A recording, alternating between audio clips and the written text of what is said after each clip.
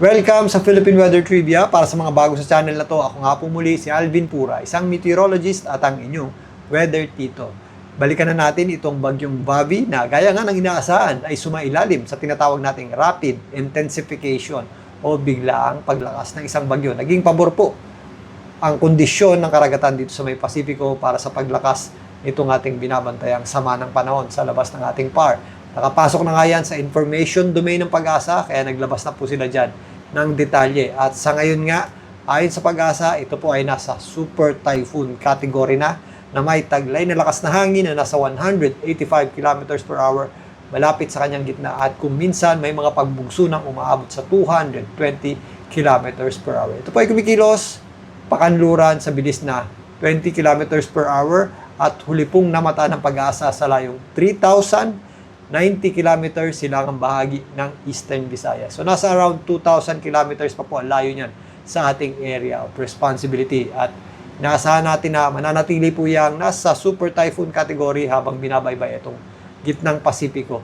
So possible pa po yung lumakas, yung dulo na po yan ng ating category super typhoon.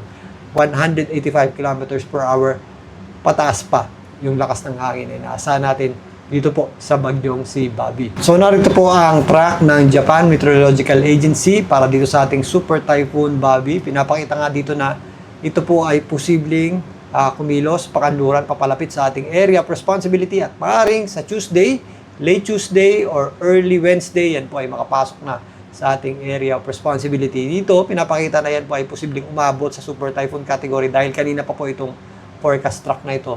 At sa ngayon nga, after mag-rapid intensification, pumalo na nga yan sa Super Typhoon category.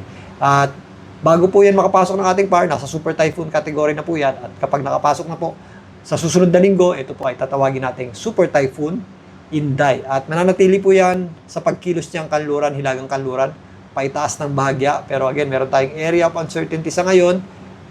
Bagamat paitaas yung ating forecast track nito, is hindi natin inaalis yung possibility na yan po ay sumabit or dumaplis dito sa mga isla ng extreme northern Luzon or kahit dito po sa area ng Cagayan. Dahil, again, gaya ng binabanggit ko, habang pinagmamasdan ko po ito nitong mga nakaraang araw pa, ang trend po ng pagbabago ng kanyang track is bumababa ng bumababa dahil doon sa nakapatong na high pressure area dito. Mananatili po itong nasa super typhoon category habang kumikilos dito sa may East Philippine Sea. By the time na nandito na po yan, sa may southern portion ng Japan, meron tayong nakikitang pag-fluctuate o pagbabago ng kanyang lakas. Bahagya po yung hina, pero again, wala pong humihina agad o wala pong nalulusaw na bagyo, lalong-lalo na kapag nasa dagat at kapag ito po ay nasa mataas na kategorya niya. Wala pong biglang nalulusaw na super typhoon. Magbago man ang lakas niyan dito is kakaunti lamang po, nandun pa rin po yan sa upper level o nasa mataas na kategorya pa rin po yan ng ating bagyo. At kung hindi man po ito maglandfall at mag-recurve ng mas maaga, mananatili pa rin po yan o magpapatuloy pa rin po yung humila ng ating habagat o southwest monsoon. At gaya ng binabanggit natin ng mga nakarang araw, meron tayong magic area dito na kung saan kapag tumatawid dyan ng bagyo, humihila po yan ng ating habagat o southwest monsoon. May inflow po tayo ng hangin na tumatawid sa ating bansa na nagpapaulan po. Mostly dito sa western section ng ating bansa, including Metro Manila. So, ito naman po yung pagtaya ng JTWC ng US para dito sa ating binabantayang bagyong Bobby o Super Typhoon Bobby. Ito ay kanina pa rin pong alas 2, hindi na natin titingnan yung lakas ng hangin nila dahil ang JTWC ng US ay gumagamit po ng 2-minute average sa pagtaya ng lakas ng bagyo. So, yung mga figures na nakikuha natin dyan or nakikita nyo po, lalong-lalo na sa mga Facebook, is relatively mas malaki talaga o mas mataas talaga kumpara sa JMA at sa Pag-asa na gumagamit po ng 10-minute average. So, hindi na po natin papansinin yung kanyang lakas ng hangin. Sisilipin na lamang po natin yung kanyang track at itong pagtaya nila sa kanyang magiging lakas. Dito, dahil kanina pa po itong alas 2, bukas pa nila inaasahang maging super typhoon category. Pero sumailalim na po ito sa rapid intensification. Kaya ngayon ay nasa super typhoon category. Itong kulay pink, pinapakita dito na yan po ay mananatiling super typhoon category habang binabaybay itong East Philippine Sea patungo po dito sa itaas na bahagi ng ating bansa at dito po sa area ng Taiwan. Again, may chance po itong lumapit pa sa ating landmass or may chance po itong umakyat ng bahagya. Pero nonetheless, sa lawak po ng kanyang sirkulasyon, meron po yung direct effect sa atin.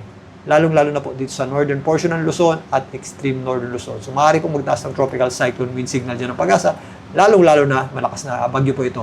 At again, yung pagulan natin, mostly dito po sa western section ng ating bansa dahil sa epekto ng ating habagat o southwest monsoon. Pero yung ating hangin, ramdam din po natin yan sa malaking bahagi ng ating bansa. Kahit po doon sa east, dyan yung makikita yung proteksyon ng bundok. Kaya nako-concentrate yung ating mga pagulan sa kanluran dahil yung direksyon ng ating hangin ay nagbumula sa kanluran.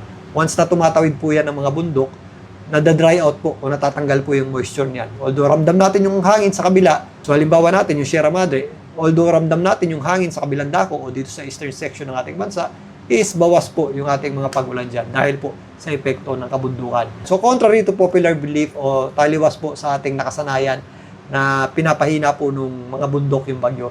Hindi po. Kahit po lupa lamang or kahit po malawak na kalupaan, pwede na pong magpahina ng bagyo dahil nahihinder po o napipigilan yung moisture nito. Pero ang talagang epekto ng kabundukan is yung pagharang ng hangin at ng mga pag-ulan. Kagaya po ng mangyayari sa susunod na linggo. Antabayan na natin yan. Bonus natin tong AI model na nagmula sa Google. Dito, pinapakita rin po na aabot sa hanggang Super Typhoon Category 4. Itong ating binabantayang bagyong Bobby. Sa ngayon guys, nasa Super Typhoon category na po yan. Mananatili po yung Super Typhoon habang binabaybay itong eastern section ng Northern Luzon at Central Luzon. At kung mapapansin nyo dito, babagsak yan sa 3. So, humina ng bahagya. Ito yung pinapakitang fluctuating na paglakas nito at paghina dito po sa itaas na bahagi nating bansa. Pero again, nonetheless, humina man yan ng bahagya or as a Super Typhoon, ihila pa rin po yan o magpapatuloy po yan magpalakas ng ating habagat o southwest monsoon, which is yun po yung magpapaulan dito sa kanlurang bahagi ng ating bansa na wala pong hindi po direct effect ng ating bagyo. Ayun, kung mapapansin nyo itong ating satellite image, nandito po ang Super Typhoon Bobby. Pinapakita dito na napakaganda na po, umaayos na po yung kanyang sirkulasyon. Symmetrical po ito, characteristics po ng lumalakas na bagyo at magandang sirkulasyon ng bagyo. Wala pong masyadong wind shear o bumabangga dito sa mataas na bahagi ng kanyang structure at palakas pa nga po ito at kung mapapansin nyo, wala pa po itong direktang epekto sa ating bansa. Tayo po ay nasa ilalim na tinatawag na monsoon break o malayo po yung ating habagat o southwest monsoon. Ngayong weekend, magpapatuloy po ang generally fair weather. May kainitan sa tanghali, minsan sa gabi medyo maalinsangan din po. At kung may mga pagulan tayo, ito po yung mga afternoon showers at thunderstorms. Magpapatuloy pa po yun sa unang bahagi ng susunod na linggo, Monday hanggang Tuesday, pero by Wednesday, if makapasok na po yung ating, sa ating area of responsibility, itong bagyong Inday, magkakaroon na po tayo ng mga pagulan dulot ng habagat dito sa western section ng Mindanao.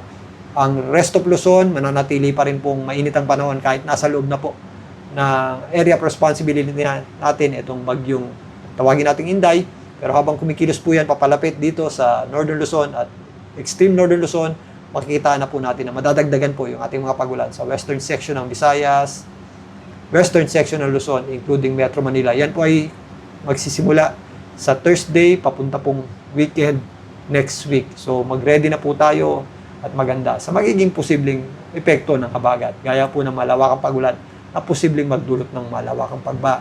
At again, ito po ay may mga areas po na makakaranas ng pagulan ng 2 or 3 days na kung saan, pag ganyan po yung ating mga pagulan, napaprime po o na tumataas po yung ating tsansa ng mga flash floods and landslides, especially po sa mabubundok talaga. So, pag-iingatan po natin yan at pagandaan po natin.